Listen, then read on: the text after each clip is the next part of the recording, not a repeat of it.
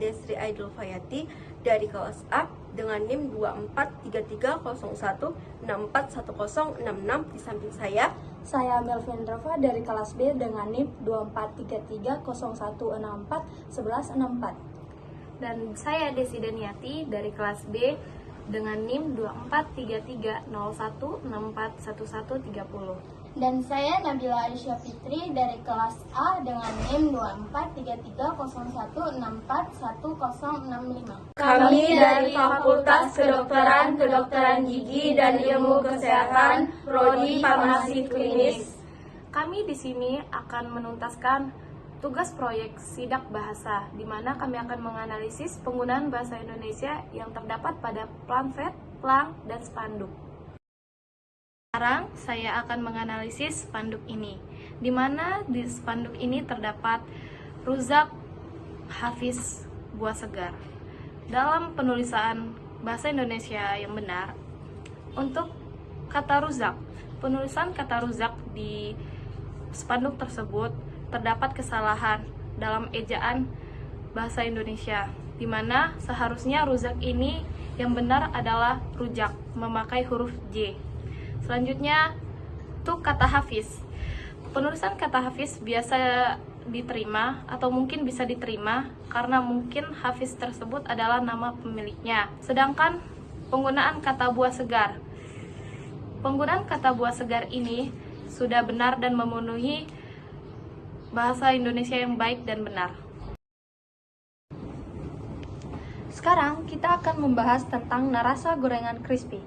Seperti gambar yang ada di belakang saya, kita akan membahas tentang kata crispy. Dalam bahasa Indonesia, kata crispy benar dan baku adalah crispy, K-R-I-S-P-I, dibaca crispy. Sedangkan pada gambar di belakang yaitu crispy, namun cara penulisannya yaitu C-R-I-S-P-I.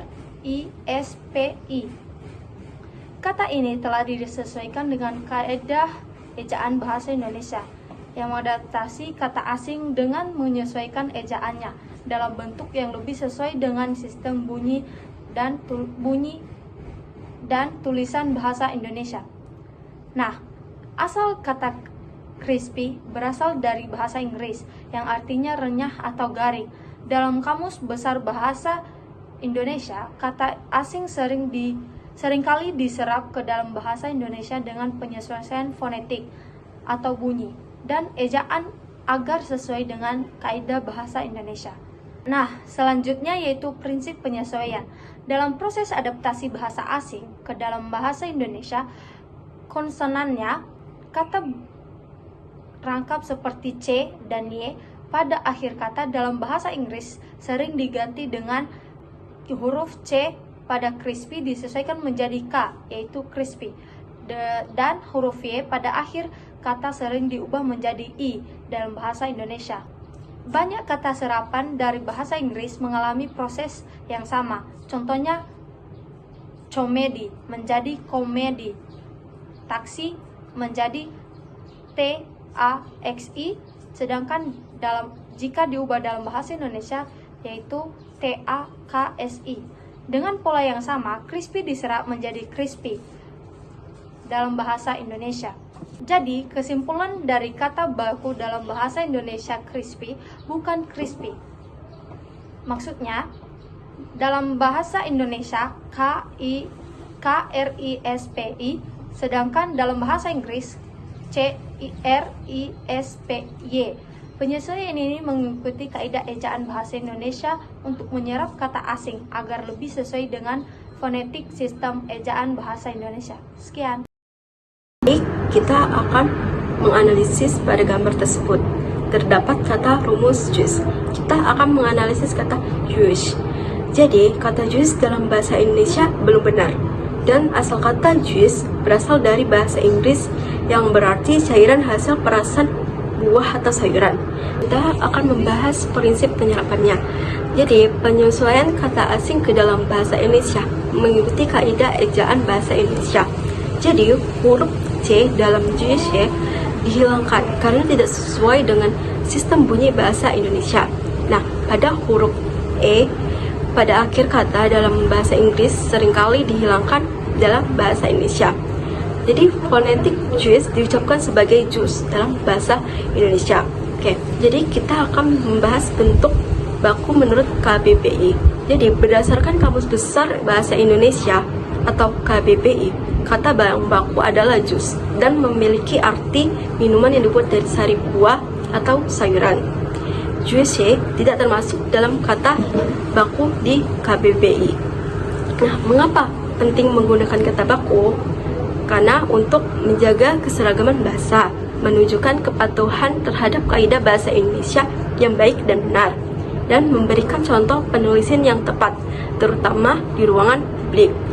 Jadi, kesimpulannya, kata juice dalam gambar tersebut belum baku.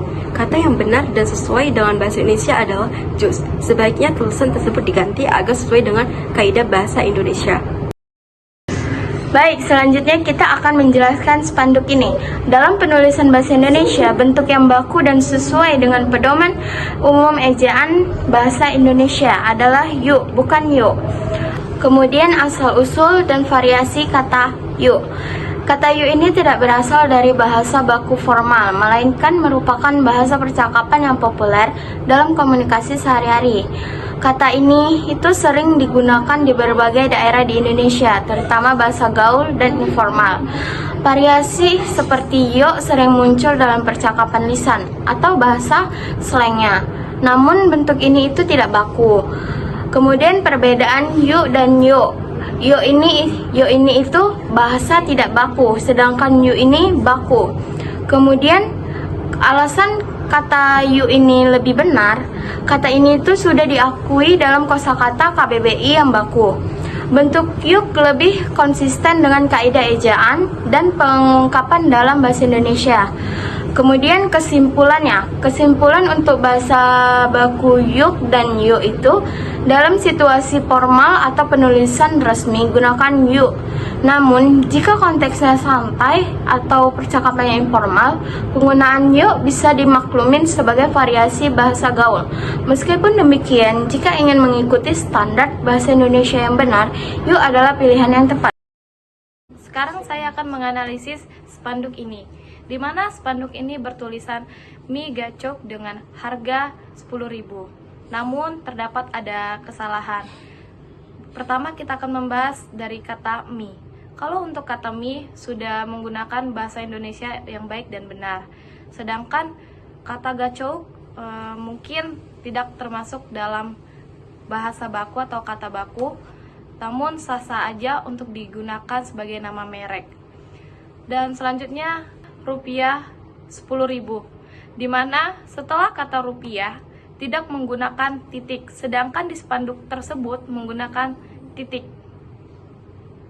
Jadi kesimpulannya, penulisan kata gacok wajar jika digunakan sebagai nama usaha, sedangkan harga di rupiah 10.000. Nah, di spanduk tersebut Rp tersebut menggunakan huruf kapital semua. Nah, penulisan yang benar adalah Rp-nya itu R-nya yang besar, sedangkan P-nya itu huruf kecil. Dan setelah penulisan Rp-nya tidak menggunakan titik. Baik, kita akan membahas atau menganalisis pada gambar tersebut, yang dimana dalam penulisan bahasa Indonesia yang baku, bentuk yang benar adalah sate, bukan satai. Nah, kenapa? Karena sate adalah penulisan baku dalam Kamus Besar Bahasa Indonesia atau KBBI, sedangkan satai adalah bentuk tidak baku dan sering digunakan dalam bahasa Inggris. Jadi, dalam penulisan bahasa Indonesia yang mengikuti kaidah resmi yaitu sate, bentuk yang benarnya. Nah, pengaruh globalisasinya. Istilah satai menjadi populer karena pengaruh internasional, terutama dalam bahasa Inggris. Dalam konteks global atau komersial, banyak restoran menggunakan kata satai untuk menarik pelanggan asing karena lebih dikenal di dunia internasional. Namun, dalam penulisan bahasa Indonesia, penggunaan satai tidak sesuai dengan kaidah bahasa yang benar. Menurut KBBI dan Pedoman Umum Ejaan Bahasa Indonesia, bentuk baku yaitu sate, bukan, dan bentuk tidak bakunya satai. Jadi, penulisan yang benar dalam bahasa Indonesia adalah sate. Satai digunakan dalam bahasa Inggris atau dalam konteks internasional. Dalam situasi formal, resmi, atau penulisan sesuai kaidah bahasa Indonesia digunakan sate. Jadi, jika Anda menulis teks dalam bahasa Indonesia, pastikan menggunakan. Jadi, kita menggunakan kata sate agar sesuai dengan ejaan yang benar dan baku.